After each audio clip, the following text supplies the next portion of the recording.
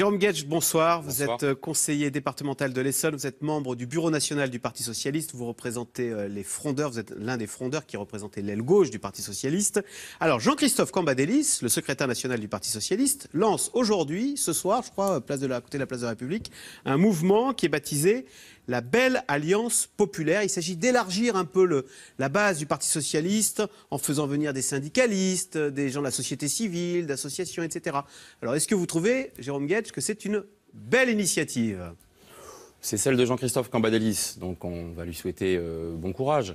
Le patron, c'est le patron du PS. Oui, c'est le patron du PS, mais voyez-vous, par exemple, moi je suis membre du bureau national du Parti socialiste, je la découvre comme vous aujourd'hui, son contenu, son périmètre, celles et ceux qui sont les signataires. Donc si je peux partager l'intention qui est de retisser les liens avec le reste de la gauche et plus largement avec la partie de ces Français qui, malheureusement, au fur et à mesure que le quinquennat a avancé, se sont éloignés du Parti socialiste et peut-être même parfois de la gauche tout court.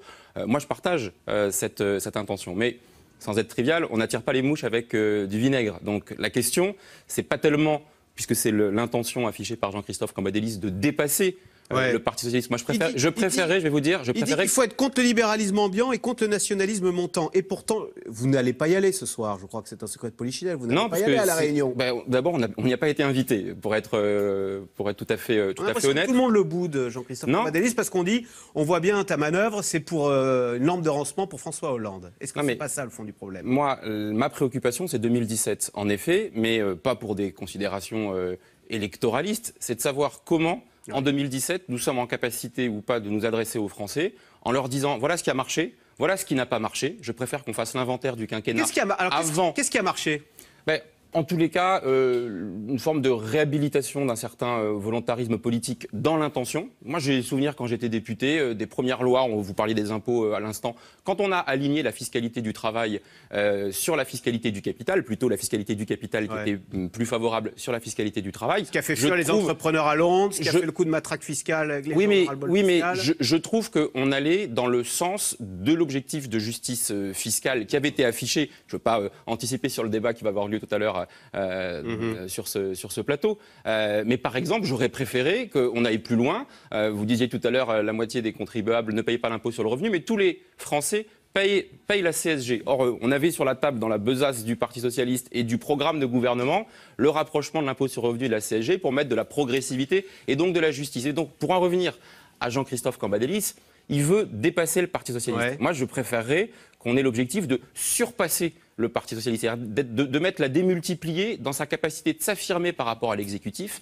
parce que beaucoup des fractures, malheureusement, qui sont intervenues, c'est le décalage qui a pu exister entre ce que le gouvernement mettait en place, avec des sujets qui divisent, et ce que nous-mêmes, nous avions travaillé dans une logique de rassemblement. Donc moi, je veux bien faire le rassemblement, mais il faut qu'il y ait tout le monde. Moi, je refuse de théoriser deux gauches irréconciliables, et donc je ne voudrais pas que la belle alliance populaire... C'est l'autre gauche qui marche, on a l'impression. C'est la gauche d'Emmanuel Macron qui est en marche. Tous les frondeurs, on a l'impression que dès qu'ils quittent le gouvernement, ils disparaissent. Les Montebourg, les Christiane Taubira, etc. Pourquoi est-ce que vos idées n'arrivent pas à prendre? Parce qu'on a eu en face de nous, et je le regrette, dans le gouvernement, le refus de produire le compromis, qui est pourtant la plus belle des missions de l'action politique. Il ne s'agit pas d'avoir raison tout seul. Manuel Valls n'a pas raison tout seul et Jérôme Guedj n'a pas raison tout seul. Produire le compromis dans cette gauche française qui n'a jamais été une gauche homogène, monolithique, monocolore, elle a toujours eu plusieurs sensibilités, plusieurs couleurs, plusieurs nuances. Et la force d'ailleurs de François Hollande au moment de 2012, c'est d'avoir pu créer les conditions d'organiser ce rassemblement. Tout le monde n'était pas là avec le même degré d'enthousiasme, mais il y avait naturellement le rejet du sarkozysme et puis une espérance qui s'était notamment traduite dans le discours du Bourget. La page, là, vous souhaitez qu'il ne se représente pas en 2017, disons les choses, François Hollande. Non, moi je souhaite, je veux dire, mon obsession, et depuis le 21 avril 2002, c'est de ne pas avoir la gauche éliminée au soir du premier tour de l'élection présidentielle. Nous l'avons vécu. Or aujourd'hui, que nous disent les sondages, ça nous pend au nez. Alors est-ce que c'est une fatalité? Est-ce qu'il faut jouer par des petites combinaisons pour éviter ou se dire qu'il faut recréer les conditions du rassemblement, d'une gauche sincère, d'une gauche authentique, autour d'un projet, tout simplement. C'est pour ça que, par exemple, dans les primaires, moi, je défends plutôt une primaire des idées qui est le préalable à ce rassemblement, à renouer ce compromis. Et encore une fois, mon modèle, c'est la victoire de François Hollande en 2012. Les fils se sont la présidentielle est très personnalisée quand même. On a besoin que ce soit très incarné. Donc la personne. Oui, mais sauf qu'on voit, vous parliez d'Emmanuel Macron.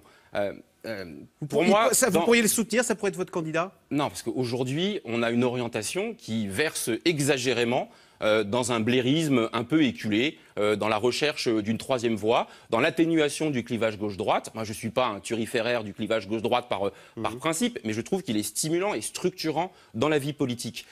Regardez ce qui se passe, que ce soit Emmanuel Macron ou Nuit debout, place de la République et dans plusieurs places de France, qu'est-ce que ça nous dit? Ça nous dit d'abord et avant tout une défiance gigantesque à l'endroit de la parole politique, de l'action politique et des hommes politiques. Et pourquoi?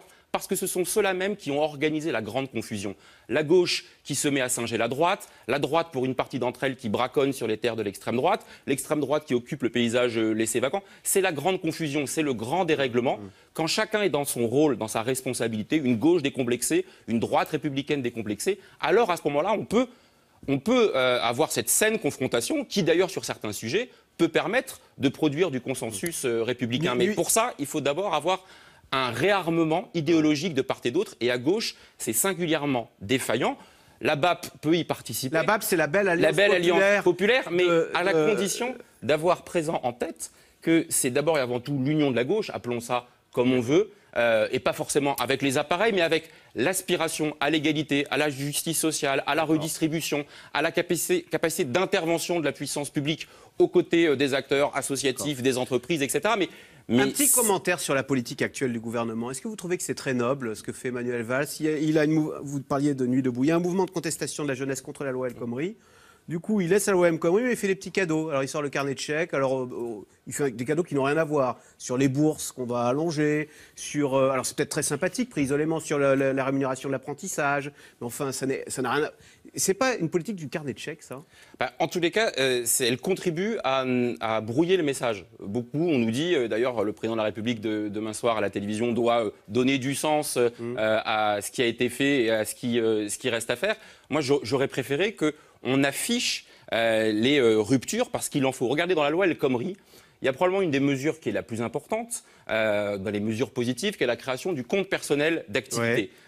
Une vraie logique de sécurisation sociale. Donner plus de droits aux salariés. Donner des droits, les simplifier, admettre le fait qu'ils peuvent bouger d'une entreprise à une autre et avoir une portabilité des droits à l'assurance chômage ou au compte formation. Moi, j'aurais préféré qu'on aille plus loin, qu'on y mette le compte épargne-temps, qu'on y mette le compte pénibilité, etc. Mais surtout, qu'on explique en quoi cette mesure n'est pas une compensation pour les autres mesures de régression qui figurent dans la loi. Il n'y en a plus beaucoup, hein. Même les patrons n'en veulent plus de cette loi maintenant. Ils disent, comme il n'y a plus que des taxes, c'est intelligent là, d'avoir taxé les CDD par exemple?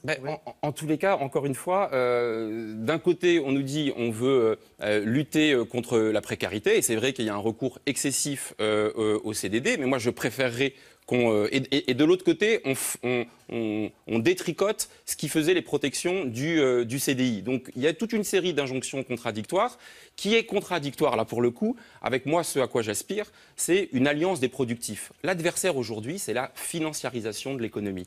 L'alliance des productifs, c'est les salariés, les entrepreneurs, les créateurs. Face à nous, c'est cette financiarisation de l'économie, ce court-termisme, cette recherche du profit immédiat. Moi, je préfère qu'on soutienne le tissu des PME et des TPE, qu'on s'engage dans la transition énergétique, qu'on se engage dans une politique de grands travaux. Il n'est plus question de passer sous les 50%, de revenir à 50% en nucléaire. Non. Vous le regrettez, ça, ou pas? Non, la loi a été votée, et ça, vous me disiez, qu'est-ce qui a bien fonctionné dans le quinquennat? La loi sur la transition énergétique prévoit dans son article 1er, en effet, de passer, et c'était un engagement de campagne de François Hollande, donc moi je le dis, quand les choses ont été tenues, de 75%, ou plutôt 77%, à 50%. Le problème qu'on a aujourd'hui, c'est, vu les difficultés de la filière électrique et nucléaire française, Areva et EDF, on met de côté pour l'instant la question de la baisse du nucléaire pour privilégier les énergies renouvelables, ce qui est une bonne chose et d'ailleurs créateur d'emplois. Et je préférerais qu'on mette le paquet en termes d'argent public sur cette transition dans les filières renouvelables. Merci beaucoup, Jérôme Guedj, donc conseiller départemental de l'Essonne, membre du bureau national du PS et pas fervent admirateur de la BAP, donc si j'ai bien compris.